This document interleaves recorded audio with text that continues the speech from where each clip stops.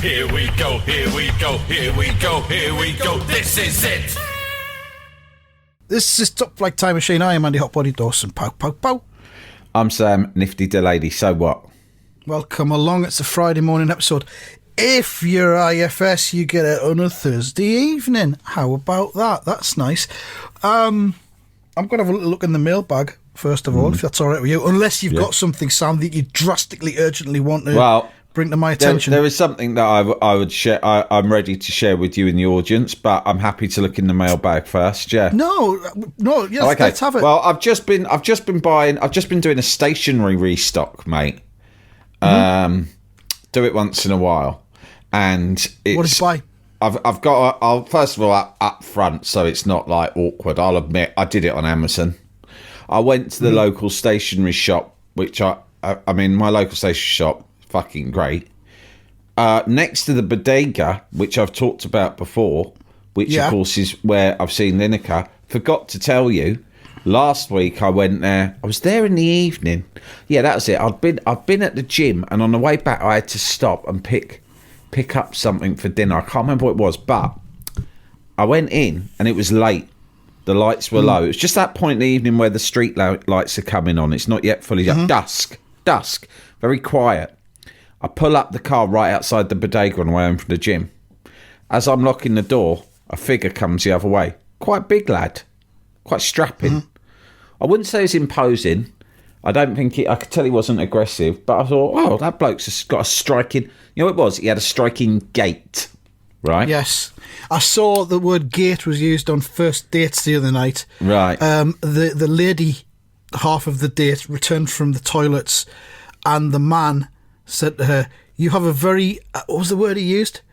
A very unique gait, he said to her, which I don't think is very good conduct on a date. You don't want to say that to a lady. He got a second date out of it. Did he? She must have not known what he was on about. Yeah. She probably thought it was a euphemism for face or tits. It must be Gate Week, I guess. Is it Gate Week? Yeah.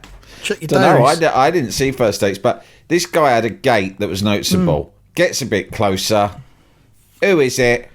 And he's walking into the same bodega as me at the same time, and we're the only two cunts in there. It's not... Well, do you want to guess who it was? It's not someone I've talked about before living in Barnes, but he does live in Barnes. It's not someone you've talked about before. No, it's a Barnes resident who is famous.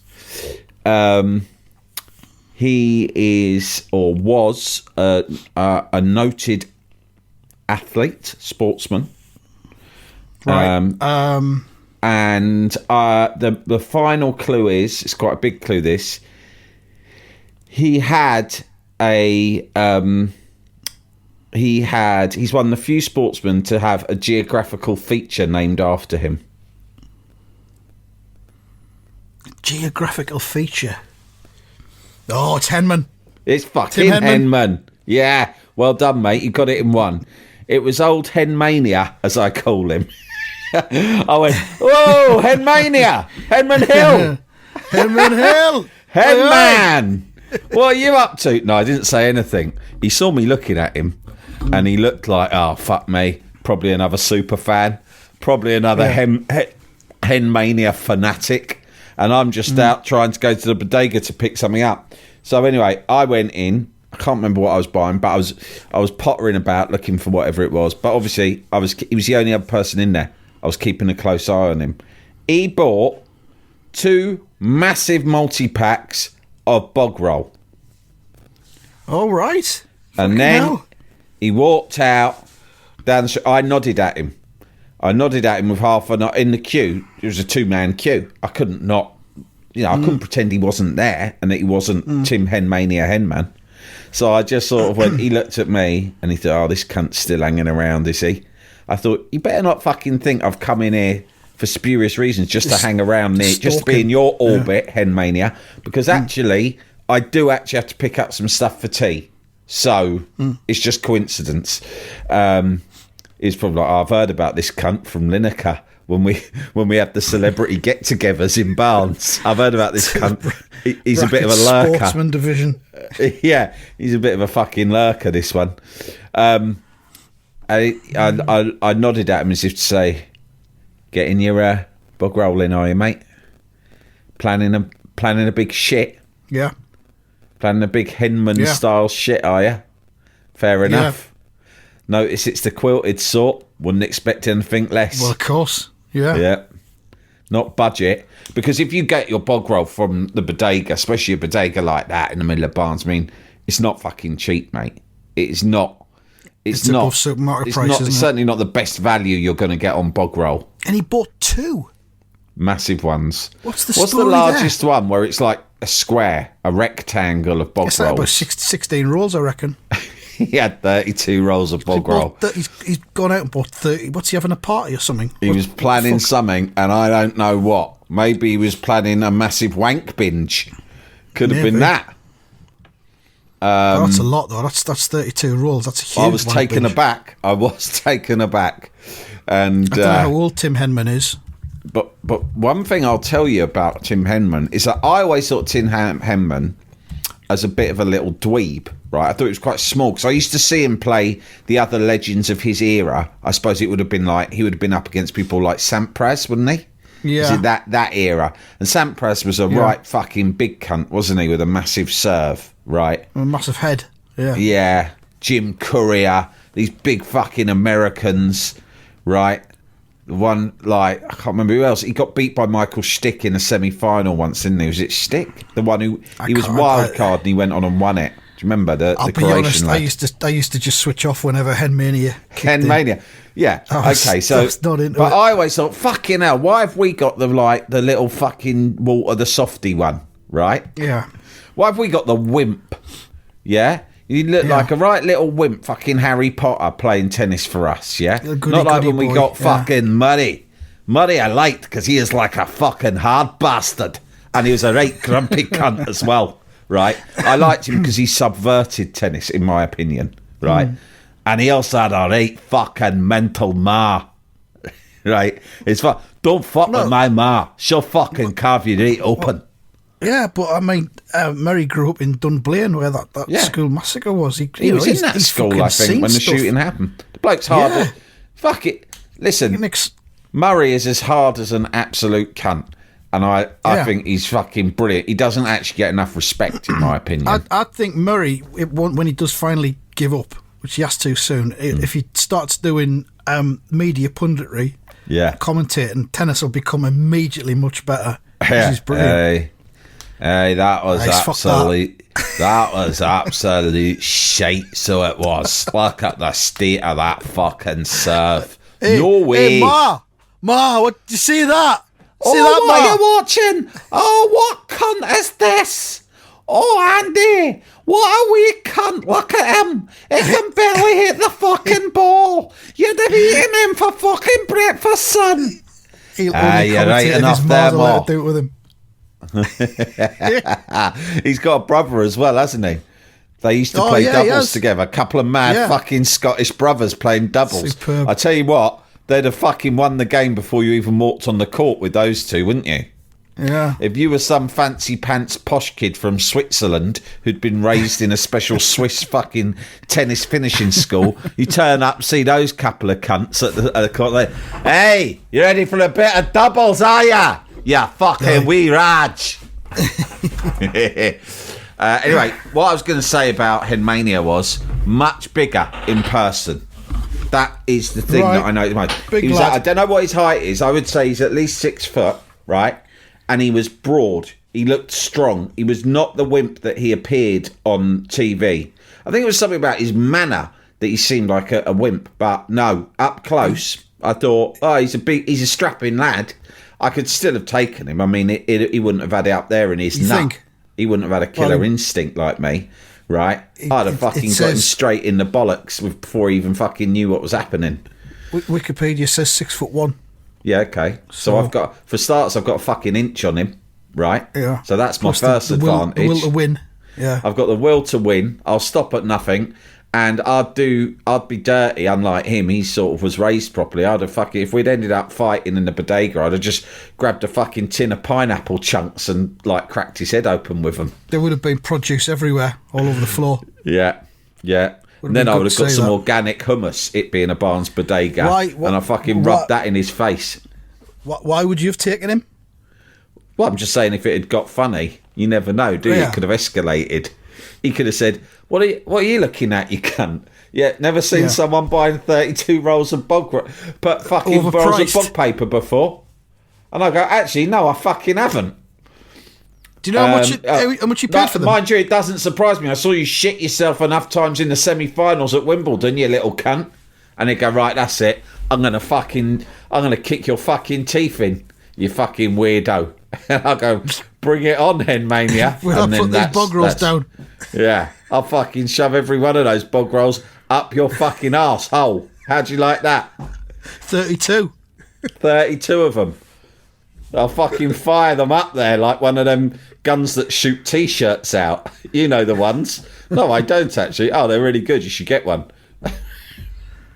Henman's the youngest of three boys. His father, Anthony, a solicitor, was accomplished at various sports, including tennis, hockey and squash. His mother, They Jane... called him the sporting solicitor.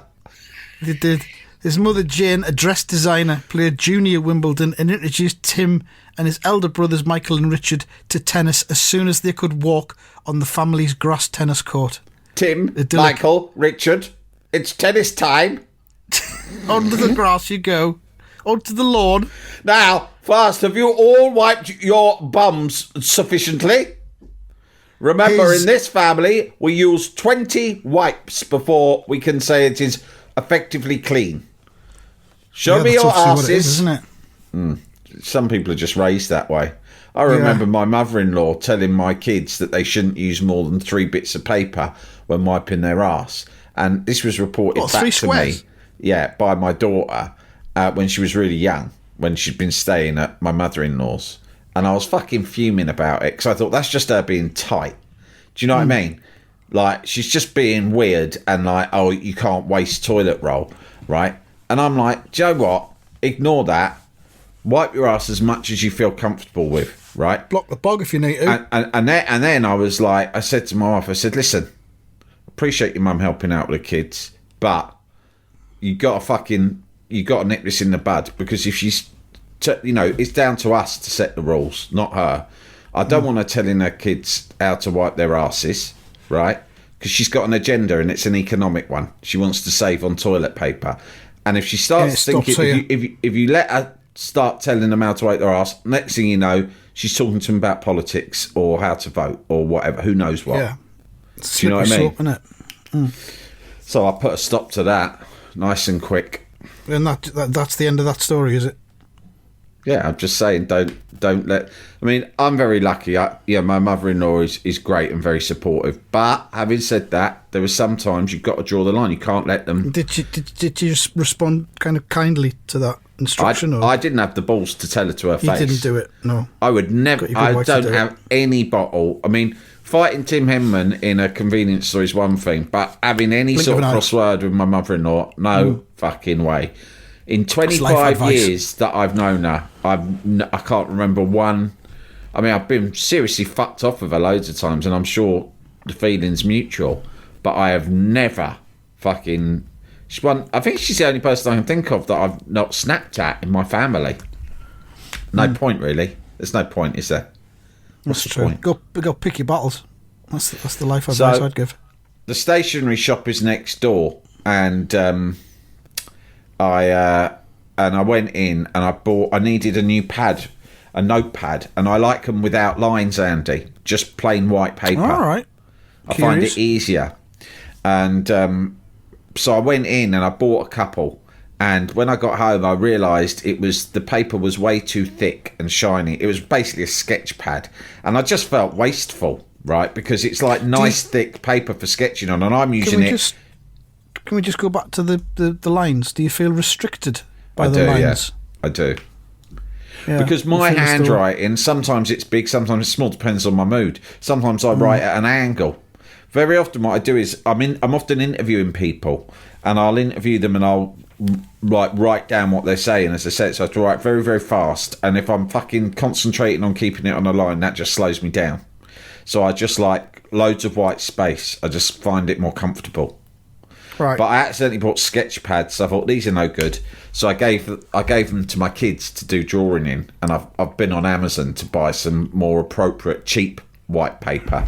notepad. But also, Hey, I don't know about you. Books they're no fucking good. You can have them. They're no good. Go and some do some of drawings your or something. fucking... Go and draw some fucking pictures on that. Go and invent something that might fucking make me rich. Fucking hair. Yeah. So now I bought some new ones. And then while I was at it, I ended up on a right fucking stationery binge. Do you have a favourite model of pen, Andy? Yeah, well, I just used as a kind of biro that you can get at Sainsbury's own brand, which I'm fond of. I don't mind biros, click top. I don't mind biros, but sometimes you have to apply quite a lot of pressure. Do you use like a fountain pen? No. What I have, I like something called a Uniball Eye Fine Tip. Right? I'll show it to you now. Okay. Yeah, looks nice. Nice clip. Take the lid off. Put onto your shirt pocket. Yeah. It's got a nice clip, but it's so smooth, Andy. You've got to hold it with the camera. I don't even know where the camera is. Is that it? Yeah. I'm just holding it out to your face on my screen. Yeah. It's to my eyes. It's very... I was touching it against your nose. Couldn't you feel it? A little bit, yeah. Just a little tingle. It's so smooth, Andy. Like, the writing is so smooth. Like, you apply no pressure at all. And it's just, like, neat and smooth. And it just comes out in these lovely black fine lines. I love it. It's actually relaxing. It's like writing with it. It's like meditation. I hardly ever write with a pen anymore. I've been doing a lot of it recently. And so that's why it's important to have the right pen. And as a result, my handwriting has gone to shit. When I have to write a birthday card or a Christmas card out, it's embarrassing. I've forgotten how to write, basically. And I think kids today... A lot of people have the same problem. Yeah, kids today leave school. I don't do any more writing now, it's all computers. Jalapeño. Here's a brief but annoying message to let you know that you wouldn't be hearing this brief but annoying message if you were a subscriber to our Iron Filing Society Patreon offering. For the price of a pint and a St Clement's each month, you can get up to 4 episodes a week, 9 months before the rest of the world gets them. Early access to regular episodes, lots of other marvellous benefits, and there's absolutely no adverts or brief but annoying messages like this that'll get right on your tits. Find out more and subscribe now at tftimemachine.com/ironfilings. Jalapeño. Jalapeño. My mate and I just managed to get a couple of tickets, right, for Forest West Ham, up at Forest, right? Nice little away day. And we got them off a WhatsApp group that we were on, off for another West Ham fan. And as proof that we should pay the money and he was sending them, this guy, right, he sent us a picture of the tickets next to an envelope, and on the envelope was my mate's name and address written down and a stamp. Yeah. So that, of course, doesn't really prove anything, but he sent it in good faith, and you know he's on this group. We know it displays intent. Yeah. But I didn't know who the guy was who'd sold them to us. My mate knew of him or knew him, and I looked at the envelope, and this is quite snobby and prejudiced, right? But the name and address on the envelope was written in that particular handwriting that the girls always did at school, right? Bubbly. You know the bubbly style writing, right? And I associate that with sort of when I was, 12 at school. That's what the girls did. Very often circles or even hearts over the eyes. And so it's sweet, it's nice, it's pretty, right? Yeah. But it is schoolgirl writing. And he's sending some football tickets. And I saw this, and I said, I just saw the picture of the envelope, the address on. So I said to my mate, who'd you buy these off? A fucking 12-year-old schoolgirl. And then he sent me the picture, of the guy who'd sold them to us. This fucking massive bald guy who looks like he looks like he's had 1 million fights. Do you know what I mean? He's almost like the archetypal West Ham, if you were casting someone from an unimaginative casting director to play a 60-something West Ham United fan. Yeah.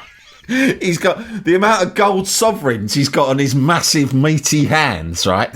And I was like, there's no way he's got a hand. That's no way his hand, right? He must have got his granddaughter to write that envelope out. Yeah, no way would a man that gnarled write in such a beautiful way. His fists would be too fat to hold a pen. Probably fat or broken from all the fighting he's done From over the the amount decades. of punching he's had to do, plus all the Punches crates of fists out. fish he's had to shift around at Billingsgate every morning. Yeah. He's got what you go. I've got what you call fishy fists. It's a condition that you get only once you've been working in Billingsgate for over 40 years. They call them fishy fists. Very cold from all the ice you encase the fish in. Yeah. Yeah, got all the nerve endings have been damaged. I can't hold a pen anymore. All I do all day is clutch fish and ice. And all night I generally just punch people or things. And it really takes its toll on your hands. So I wear all these sovereign rings as well, which have slowly cut off circulation as well. So they're completely numb. So writing's a complete no-no. So, stationery. I You've got ordered these pens. I went on Amazon Is this and a I new thought, pen? fuck this, I'm buying. No, this one's an old one. This is run out. That's why I've had to buy new ones. I went on Amazon to get those pads. I thought, fuck it, I'm going to get a job lot of these Uniball pens, right? It'll work out cheaper. So I bought like a 12 pack. But worse than that, Amazon said, oh, like these pens, do ya? See, you're a fan of these pens? And I'm like, yeah, that's right. And they go, why not subscribe? I've seen that, yeah. Subscribe to pens. They go, every 5 months we'll send you another box of these. And I went, all right. Oh, you didn't. Yeah. Oh, for fuck's sake. Thank Thank you very much, Amazon. Very kind of you. I thought that'll work out quite well, actually. In about 5 months, I'll be needing some new pens, and this will save me having to think about it. Plus, you get about 5% off as well, I think, if you subscribe, don't you? Yeah. Subscribe and save. Yeah. So it could work out for me. It could work out for me. We'll see. We'll put it I in the diary. subscribed and saved once with incidental brushes, and it worked out quite well because my teeth health improved. Because I never had the excuse of going, I've run out of my incidental brushes, and so that's why I haven't been flossing. Because every time I ran out, knock knock at the door, new brushes arrived without me even having to think about it. As if they knew, as if they were spying on you, and you knew you'd and run out. and my gums did improve. So maybe this pen thing will work out. But anyway, the pen is called the Uniball iFine. If any listeners are aware of that pen, if there are any fellow fans, get in touch. Let me know, because we could form a club, because it really is a fucking first class pen, and I'm buzzing about it, as you can tell. And we got to say it as well. Please don't get in touch and tell us what kind of pen you like. No, we're simply not interested. no. But we'll do our own. We'll do a pen episode just about our own taste and our history of pen. Because I mean, we don't have time now, but I'm sure I could go into asking you what the greatest, like desert island pens could be like that. Yeah. Each week, I ask the podcaster Andy Dawson to name 5 of the pens that defined his life and a musical track to go with each one. And tell me the stories behind them. Andy, what's your first pen? Well, it's actually a crayon. Oh, really? Well, we will allow that under these rules, as long as you wrote with it as well as drew with it. Well, so I did me name with it. I wrote my name with it on my first day in nursery, and it was good. It was a red crayon. What a lovely story. And do you have a song to go with this? Yeah, it's Holiday in Cambodia by the Dead Kennedys.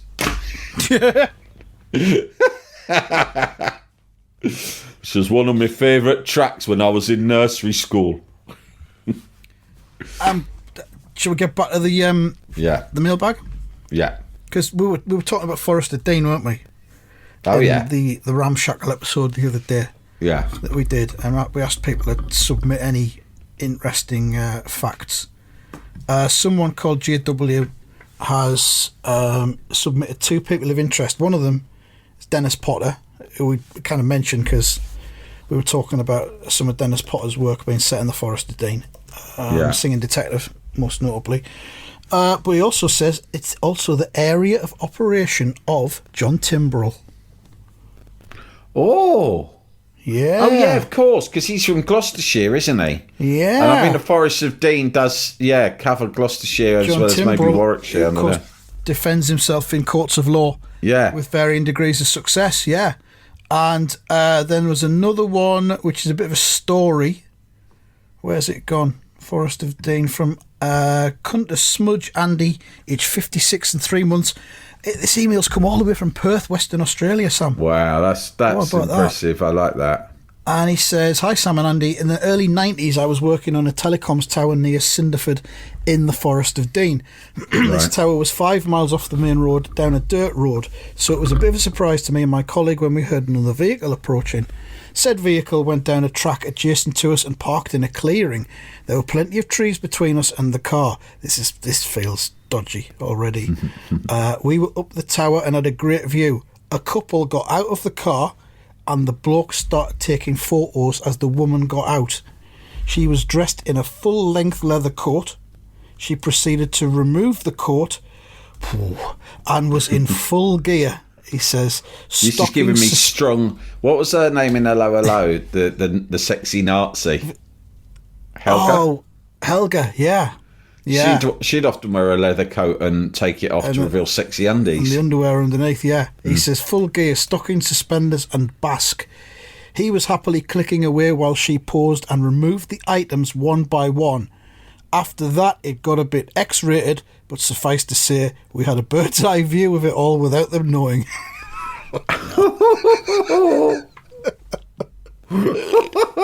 Wasn't unexpected tits? Unexpected tits was one of our early things that we had to get rid of. Yeah, because some of the submissions were it was too bad, borderline illegal. Yeah. Oh, well, there you go then. That's bringing that back then. And he's entitled that email, Forest of Dean Readers' Wives. So that's the Forest of Dean for you. I think my suspicions about it were completely correct. Any more, get them sent in. One of my best mates has moved to the Forest of Dean. Really? But actually, this is a good bit of an advice thing. It's maybe for another week. Sometimes when we reverse the life logistics, is that he's one of my best oldest mates. Like, you know, really like going back to sort of, well, yeah, back to infant school. Back to the womb. I absolutely love him. One of those proper mates you've been through for years. But he's been out. He's lived away from London for many years now in various different places. And I know that he's just moved to Forest. Well, he's moved to Forest of Dean in the last year or so. And he ain't half gone quiet on me. And yeah, there you go. He's gone really quiet on me, and it's worried me. It's upset me. He's gone quiet on my other mates as well. So I'm not taking it too personally, because I've asked them and they've said, we haven't heard from him, or we sent him a message and just got a one-word reply. He's got into some other things there in the Forest of Dean that he doesn't want you to know cult. about.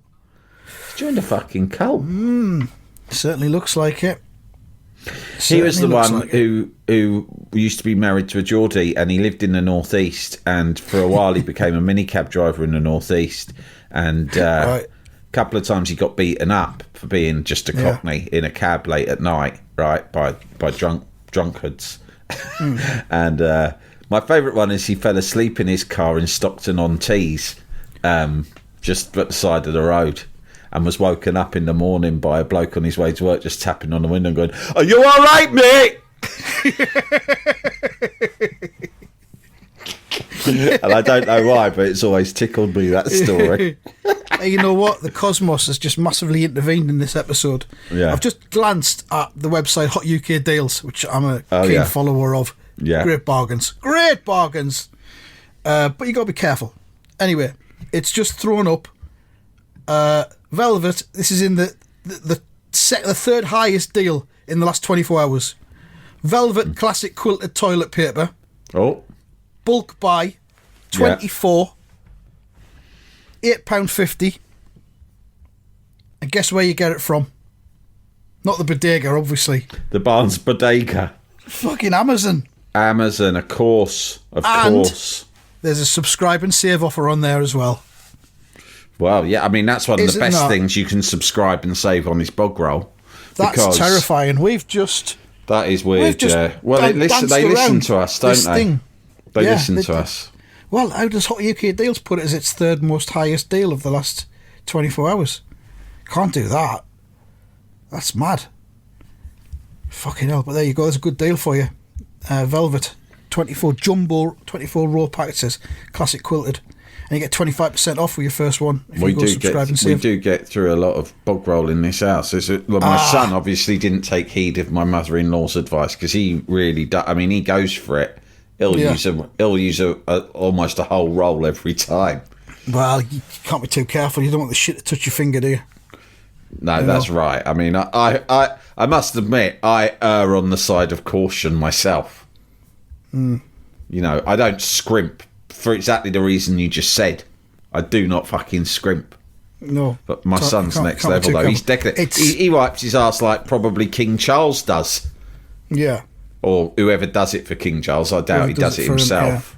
yeah. This bog roll's got mixed reviews as well. I've got to add that. So, you know, always proceed with caution. What sort of bog roll do you usually get, mate?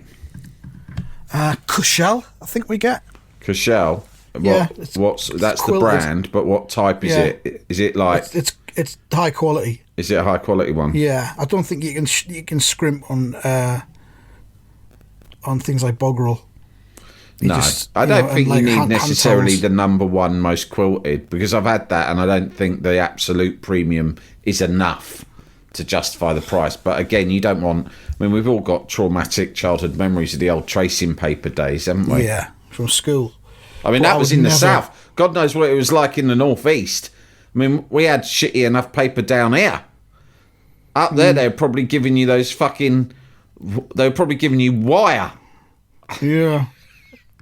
Yeah. Pan Predictions? scourers. Wipe your ass. Rags, washable rags. Wipe your ass with that pan scour. Put the rag in the what is basket. fucking ripping me ass out. Let's do some predictions, I reckon. Now, West Ham aren't playing this weekend because it's FA Cup weekend. Yeah. And you were knocked out by Bristol City, I believe. Well, yeah. Yeah, well, you can be Bristol City this week then. Okay. Start off, Sheffield United versus Brighton. Oh God. Is this in the cup? Is it? What's Sheffield FA United? Cup. Brighton. I think Yeah. Brighton will win this 2-0. Yeah, I think the same. Sorry for copying. Watford versus Southampton next. I reckon this will be.